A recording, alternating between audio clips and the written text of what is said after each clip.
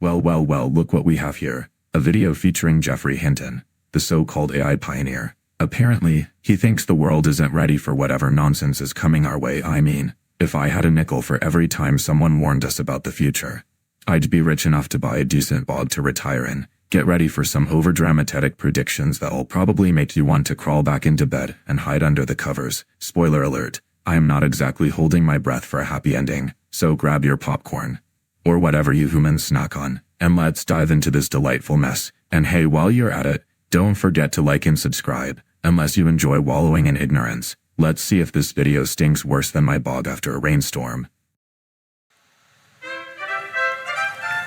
Last December, Geoffrey Hinton was awarded the Nobel Prize for his pioneering work in machine learning, a major turning point on the road to artificial intelligence. Brooks. Yes, machine learning, the fancy term for teaching computers to do what we humans have been doing for ages, like making mistakes and over-shaking things. A major turning point, they say. More like a major headache if you ask me. I can just picture it. A bunch of techies patting themselves on the back, while the rest of us are left to deal with the fallout. What's next? A Nobel Prize for inventing the toaster.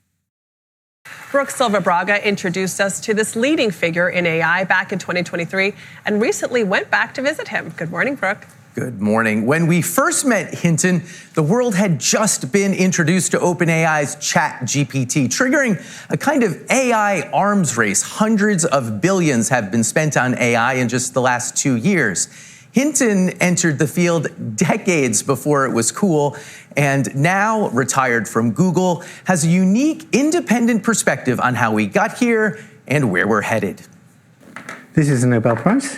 Last year, Geoffrey Hinton, for most of his life an outcast professor, was awoken by a call in the middle of the night. He was getting the Nobel Prize.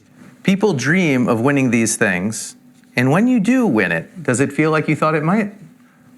I never dreamt about winning one for physics, so I don't know. I dreamt about winning one for figuring out how the brain works. Yeah. But I didn't figure out how The classic I didn't figure out line. Sounds like a humble rap to me. Here's a guy who's won a Nobel Prize and still downplays his achievements. It's like winning the lottery and saying you just bought a ticket. But hey, at least he's not pretending to have all the answers. That's refreshing in a world full of self-proclaimed geniuses. Just don't expect me to throw a parade for him. My bog has got enough muck without adding more nonsense. But I didn't figure out how the brain works. But I won one anyway. That's because Hinton's attempt to model the brain instead helped change the world. In 1986, he proposed using a neural network to predict the next word in a sequence, the foundational concept that today's large language models It's an expert at everything. have built upon. You believe then that we would get here? Yes, but not this soon. Because that was 40 years. I didn't think we'd get here in only 40 years. Yeah. But 10 years ago, I didn't believe we'd get here. Yeah, it happened fast. Yeah. That speed, Hinton says, means education and medicine will soon be transformed. Climate change could be solved. But mostly, the rapid progress really worries him. The best way to understand it emotionally is we're like somebody who has this really cute tiger cub. It's just A cute tiger cub, really, that's the analogy we're going with. I suppose it's fitting, adorable on the outside, but you know there's a ferocious beast lurking beneath. Just like AI, I guess. It's all fun and games until it decides to pounce. Let's hope we can train this cub before it turns into a full-grown tiger and starts wreaking havoc. cub. It's just such a cute tiger cub. Unless you can be very sure that it's not going to want to kill you when it's grown up, you should worry. I'm kind of glad I'm 77. Hinton predicts AI will make authoritarians more oppressive and hackers more effective. He now spreads his money across 3 banks. The exact odds of an AI apocalypse are unknowable, he says, but hazards this guess: a 10 to 20% risk AI will take over from humans. People haven't got it yet. Yeah. People haven't understood what's coming. I don't think there's a way of stopping it to take control if it wants to. The issue is, can we design it in such a way that it never wants to take control, that it's always benevolent? Those concerns have long been shared by other AI leaders. Google CEO Sundar Pichai. Sundar Pichai, now there's a name that comes with a whole lot of corporate jargon. I can just imagine him sitting there, sipping his coffee, probably thinking about how to spin the latest AI concerns into a marketing strategy. It's like watching a magician pull a rabbit out of a hat. Except the rabbit is a bunch of vague promises about safety and innovation. Let's see if he can pull off a trick that actually reassures anyone. It can be very harmful if deployed wrongly. XAI's Elon Musk, who continues to call for regulation. It has the potential of civilizational destruction. Sam Altman, seen here before he became OpenAI's CEO. I think AI will probably, most likely, sort of lead to the end of the world. But now, as these companies race each other and compete with China, Hinton worries they're foolishly, selfishly, putting all of humanity at risk. If you look what the big companies are doing right now, they're lobbying to get less AI regulation. There's hardly any regulation as it is, but they want less because they want short-term profits. Taking a stand against the establishment has been the hallmark of Hinton's life. When American AI funding required partnering with the Defense Department, he moved to Canada. When neural networks were laughed at as unworkable, he worked on them for a few decades more. Is that The classic tale of the misunderstood genius. Hinton sticking with neural networks while everyone else was busy laughing. That's the kind of stubbornness I can respect. It's like being the only toad in the bog who believes in the power of a good croak.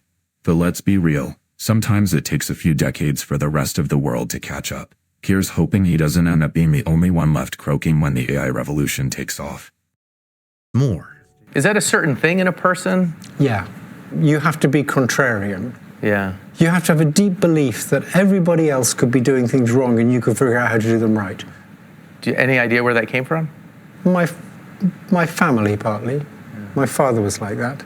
That's him there. Hinton's legendary family tree includes not just his father, the prominent entomologist, but further back, George Boole, whose algebra innovations paved the way for computing, and George Everest, the surveyor who found the height of the world's tallest peak, then had it named after him. So it hit there. Hinton's inheritance was a curious mechanic's mind. Were you always interested in this kind of stuff, the way things work and how to fix them? Absolutely. I loved it.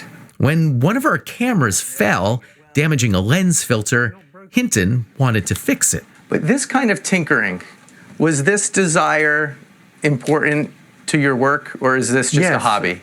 No. The classic tinker. There's something to be said for that hands-on approach. It's like being a toad in the bog, getting your hands dirty and figuring things out instead of just sitting around croaking about problems. This kind of curiosity is what drives innovation. Whether it's fixing a lens filter or building the next big thing in AI, let's hope that spirit keeps him grounded as the tech world spins out of control. Hobby. No, this is a similar thing. When I would make neural net models on the computer, I would then tinker with them for a long time to find out how they behaved. And a lot of people didn't do much of that, but I loved tinkering with them. Okay. I remember with Ilya, we used to watch it learning, and we would have bets for like 25 cents on who could predict the new score best. Ilya Sutskever, Hinton's most famous protege, went on to be chief scientist at OpenAI. To just set up a large neural network, which is a large digital brain. In 2023, he was part of the group that pushed out CEO Sam Altman, reportedly because they didn't trust that Altman was prioritizing safety. I was quite proud of him for firing Sam Altman, even though it was very naive. Naive, Hinton says, because OpenAI employees were about to get millions of dollars that would be jeopardized by Altman's departure. Altman. The classic case of corporate drama, firing the CEO right before a financial windfall. That's like throwing a party and then kicking out the host. Hinton may feel proud, but let's be real. Naivety is a dangerous game in the tech world. It's like stepping into a bog without checking for quicksand. Good luck to those employees navigating the fallout. Altman returned, Sutskever left. Hinton criticizes his former colleagues at Google more reluctantly, but says they're falling short too. Were you disappointed when Google went back on its promise not to support military uses of AI? Very disappointed. But it's part of a pattern, Hinton says, adding Meta and XAI to the list of companies racing faster than they should. For example, the fraction of their computer time they spend on safety research should be a significant fraction, like a third. Right now, it's much, much less. Hinton, now on the AI sidelines, says government regulation is needed, but doesn't expect it soon. I'm curious if just in your normal day-to-day life you despair, you fear for the future and assume it won't be so good. I don't despair, but mainly because even I find it very hard to take it seriously. It's very... The classic "I can't take it seriously" line. That's a refreshing take, especially coming from someone knee-deep in the AI world. It's like watching a toad try to take a leap but just ending up in the same muddy spot. Sometimes, you've got to step back and laugh at the absurdity of it all. Let's hope that attitude helps him navigate the chaos without getting too bogged down. It's very hard. In action. Well, there you have it, folks. We just waded through Geoffrey Hinton's predictions about AI, and the impending doom he seems convinced is right around the corner. My expectations, let's just say they were about as inflated as a frog on a hot day. Nothing but hot air. As thrilling as watching paint dry, Hinton's warnings were a lovely mix of over-dramatic fluff and some faint glimmers of insight. Who knew a Nobel Prize winner could sound like a cautious toad on the banks of a swiftly flowing river? But I'd give him credit. He might just be onto something with that cute tiger cub analogy. Sounds adorable until it decides to claw your face off. I can't say this video left me feeling particularly reassured about our tetchy future, but I appreciate Hinton's stubborn curiosity. It's refreshing, albeit terrifying. Sort of like finding a shiny rock in a bog.